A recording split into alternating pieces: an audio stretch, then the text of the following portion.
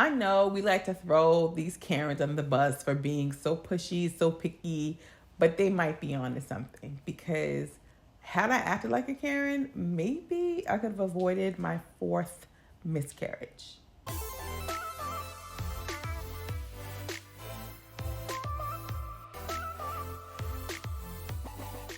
When I found out I was pregnant, I was very pushy about seeing the doctor because when I was pregnant with my daughter, I was already involved with the fertility clinic, so I was always going over there.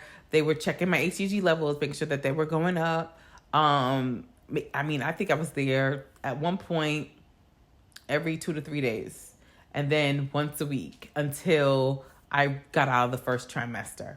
So I knew this time would probably be different because I wasn't with the fertility clinic. I was in my regular doctor's office. So when I found I was pregnant, they're like, "Oh, we'll see you week 8." I was like, we're not going there.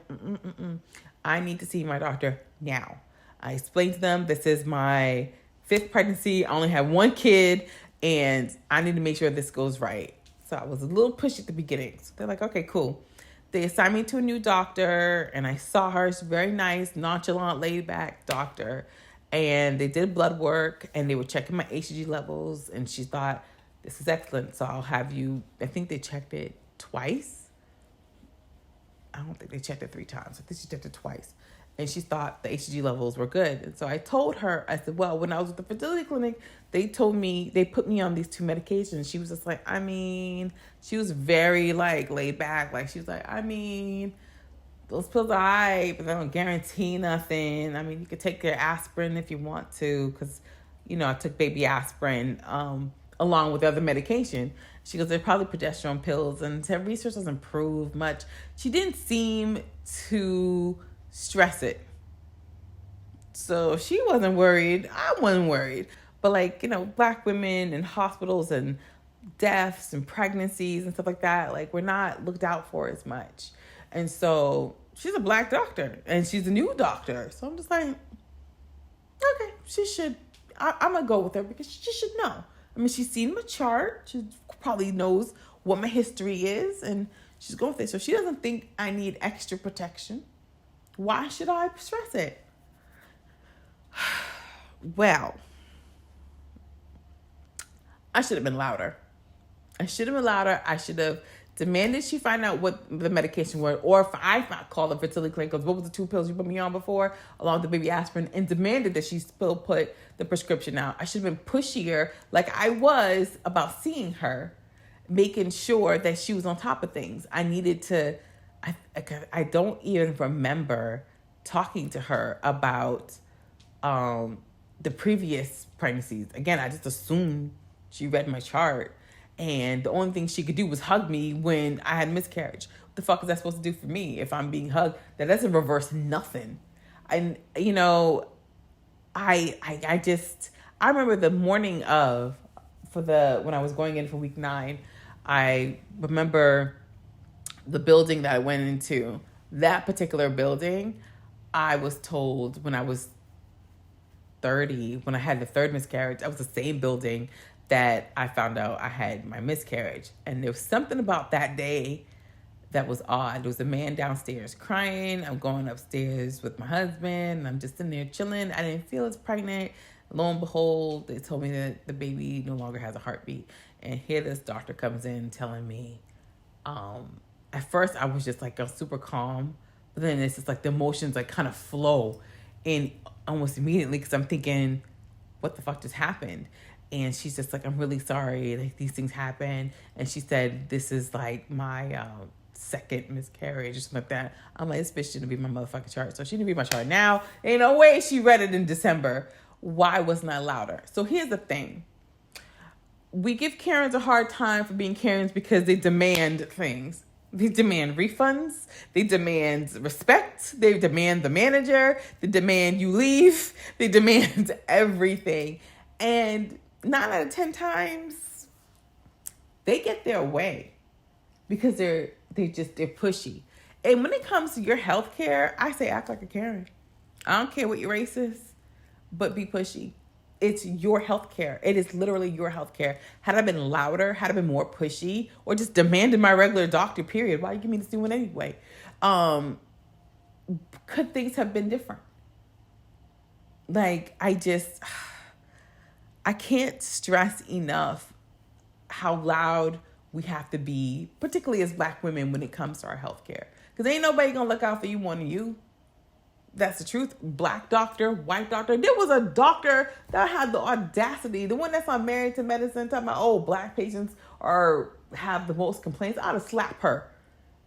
First of all, a lot of times not even just Black women, but a lot of times women are a little bit more conservative and like we're quieter because we don't want to be so pushy. We don't want to be looked at a certain way, especially to another woman. But no, be loud, be pushy, complain, do what you got to do because it's your body. Because at the end of the day, if something should happen, you want to at least say, I tried. I did not. Because this woman, I remember looking at her and she was so laid back, like, no, this is not going to be a problem. Oh, this is not going to be a big deal. I mean, you could take this if you want to, but research has shown it's not going to do much. You want to know what the research has did for me? It helped me have my first daughter because that fertility clinic was on top of it. I bet you they ain't going to do that shit again. Like, you know what I mean? Because I'm not going to let it happen again. Like, if I do not trust a doctor, then I'm not going to work with this doctor. And quite frankly, if I'm in an uncomfortable place, I'm not going to stay there. I could have went back to the fertility clinic and talked I could have done so many other things that I wish I did differently, but I did not. Maybe this happened so I could tell y'all to be loud and to be demanding, to be the inner Karen that I know all of us have. And do what you got to do because it's your health and it's your baby, particularly if you're pregnant. Don't play that mess. Because at the end of the day, they go home and do what they got to do. You still have to live with yourself and your decisions. And the more conservative you are, and you biting your tongue, you being uncomfortable. No. It's their job to do their job, whether they like it or not. And if they don't want to do the job, find the doctor that will. It's that simple. Because not only will I never walk into that building anymore, I don't think I ever want to speak to that doctor. I don't want to look at that doctor. I don't even want to see the doctor's name. I want her off my profile. Like, just no. Because when it came for me to have the DNC, they're like, do you want her to do it? Hell no, I don't want her to do it. She probably ripped out my uterus. And then say, well, research said, I'm done. I'm done being quiet. I'm done being conservative. I'm just kind of going with what they know. I need to confirm. I'll bring a chart in and be like, tell me, what is it you know about my history? Because this is what happened. What are you going to do to make sure that it doesn't? And real talk, have a lawyer on deck ready to go because I'm not doing this with them no more. And the thing is, the same doctor that delivered my baby girl was the same doctor that gave me a DNC. Why the hospital didn't think just leave me with that doctor, I'll never know. But I will tell you, I would drive an hour to go to that doctor because I trusted her. If that's what I got to do come pregnancy number 6, that's what I'm going to do. My husband and I had a conversation about this because a part of me is like, I don't know if I want to go through another pregnancy emotionally. What is that going to do for me? How much anxiety am I going to feel?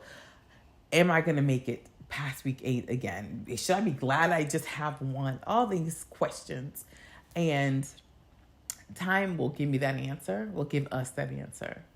You know, this beyond diet changes and yoni steams and herbal teas and natural healing, it starts with here.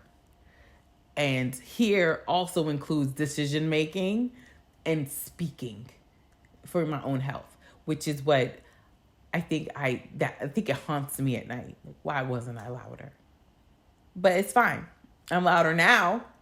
And my inner Karen will shine when it comes time to make decisions like that ever again. Because I'm tired. I'm so, so tired. And I'm tired of not being heard because I myself wasn't loud enough. Being afraid of being that person. Being that type of person. That's what I was fearful of. And that did nothing for me. So, yeah. Another time, I will be different. I will be louder. I will be an advocate for myself because I don't want to keep going through this. And I don't want someone else to go through this. So my heart goes out to any of y'all who feels like you were too quiet and you could have spoken up. Because people like us, we don't want to be problematic. But you know what?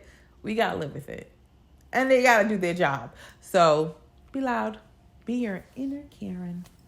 Demand to see that manager girl. All right. Anyways, if you like what you heard, go ahead and hit that subscribe button. Drop me a comment. Hit that like button as well. And let me know how you advocate for yourself health-wise. Who is your inner Karen? Have you let her out of her cage? And those who are Karens, I mean, I guess you was right to an extent. But at least you get your way. See y'all later.